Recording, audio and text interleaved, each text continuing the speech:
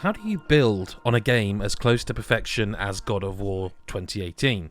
Going into the second part and the final instalment of Kratos and Atreus' story, I was scared that the strong feelings and emotional connection I had to the first one wouldn't be matched, or that there was something in God of War Ragnarok that would let me down, disappoint, or simply not live up to the excitement I'd been feeling since it was announced. However, it took mere minutes until I realised this was going to be something incredibly special, and as I put the controller down some 30 hours later, I was left in awe at the masterpiece I had been fortunate enough to experience.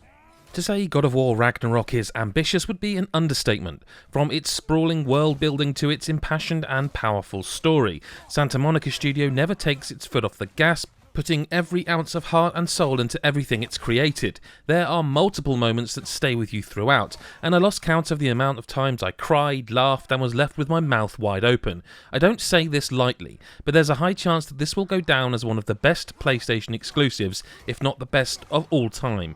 Combat consistently evolves, with new mechanics being thrown at you every step of the way. Beyond the Blades of Chaos and the Leviathan Axe, there are other things in your arsenal that unveil themselves, but it would honestly spoil it for you if I was to just reveal what these are. Kratos' two biggest weapons can be switched on the fly, utilising them for different enemy types depending on if they have a weakness to ice or fire, and they also can be used to solve environmental puzzles in new and interesting ways, and they both flow together so well. It takes a lot of practice to make them work in unison, and without total focus in battle, you'll be at the mercy of a whole manner of foes. You can level up your weapons and make them more powerful, improve various stat lines, unlock new abilities, and more. When you've used a certain skill so many times, the option to add a buff to it gives you an extra edge in combat. There's a hell of a lot to get used to, but once you figure out how to attack properly, fighting is sublime. Different armour can provide a range of perks, and amulet sets will offer some additional improvements when crunching skulls and ripping through the hordes of monsters. Throughout God of War Ragnarok, there are countless creatures you'll have to slay. Your shield is a vital piece of equipment, as there'll be moments when you're overwhelmed by enemies attacking all at once. Some attacks can't be blocked, so you'll be relying on parrying to create some space and make a return strike to catch them off guard. Every weapon can utilise a light and heavy runic attack that, again, can be upgraded to do more damage and stun. Some of these attacks are not only great damage dealers, but they look incredible when being pulled off. In fact, the sheer range of attacks on offer have all been animated beautifully. The boss fights are some of the most amazing encounters in the game, pushing you to use every ability you have, and upon defeating them, the way Kratos rips the jaws off their face, crushes their skull with a pillar, or uses his chains to throttle them until the light leaves their eyes is a sight to behold. The fluidity of combat and movement surpasses the original and makes full use of the technology available on PlayStation 5. This extends to the environments of God of War Ragnarok. The 9 realms all harbour different biomes, and each one has been meticulously and masterfully designed. Vanaheim is filled with beautiful fauna and lush landscapes. Muspelheim looks like hell itself, populated by lakes of lava and volcanoes, and Svartalfheim is filled with stunning architecture thanks to the handiwork of the dwarves that live there. Some of the realms are utterly delightful to look at. Cutscenes often blend into gameplay segments, sometimes leaving you gawping at the beauty that surrounds your every move. This was never more apparent than when the game enters its final stretch. I have never witnessed such an incredible sight, and I have no doubt that others will be just as blown away as I was. Quite simply, this is a gorgeous game to look at. Playing out alongside the main story, there is tons of side quest content for players to get stuck into. Everything blends into your main focus, as certain quests or puzzles will provide you with new equipment or powers, as well as upgradable new armour and resources. Shooting the ravens scattered around the 9 realms, completing favours for people, closing demonic portals, unlocking chests with runic locks on them, collecting flowers and artefacts, and slaying berserkers are just some of the opportunities you'll have in your playthrough. There's scope to spend so much time in this phenomenal world Santa Monica has created.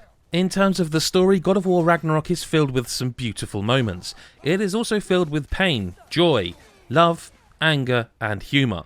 Brock, Sindri and Mimir are all on top form, with the Huldra brothers playing a major role in the overarching narrative. After the death of Baldur in the previous game, the gods are furious with Kratos and Atreus. Freya, Odin and Thor all want revenge, but it's never as simple as that. The gods are fallible and by no means perfect, and as a result, they're led by the same kind of emotions as mortals.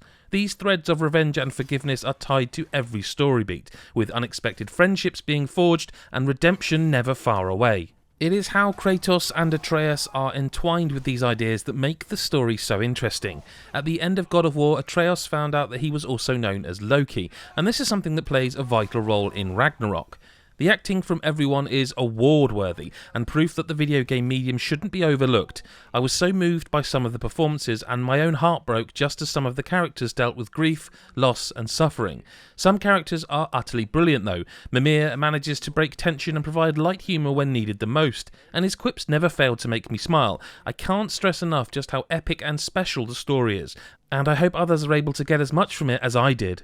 God of War Ragnarok is the definition of a masterpiece. Its story will move you to tears, fill you with joy and make you feel emotions you never knew there were.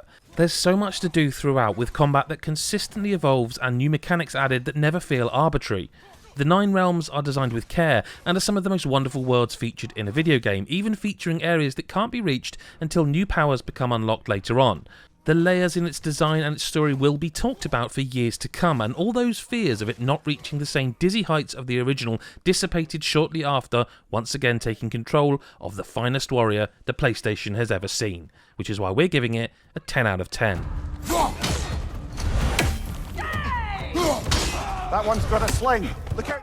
Hey, Adam from GodIsAGeek.com here. Thank you for watching and listening to Chris White's video review of God of War Ragnarok. I too have played through and completed this and agree with every word he said. I was also, like him, concerned could it live up to that sort of same hype as the first one, and it exceeds it.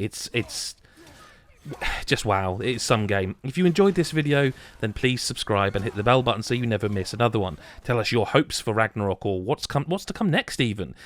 And don't forget that for all your video game needs in terms of reviews, features, guides, news, videos, merchandise, Discord community, everything, go to godisageek.com. Thank you very much, and we'll see you in the next video. Bye-bye.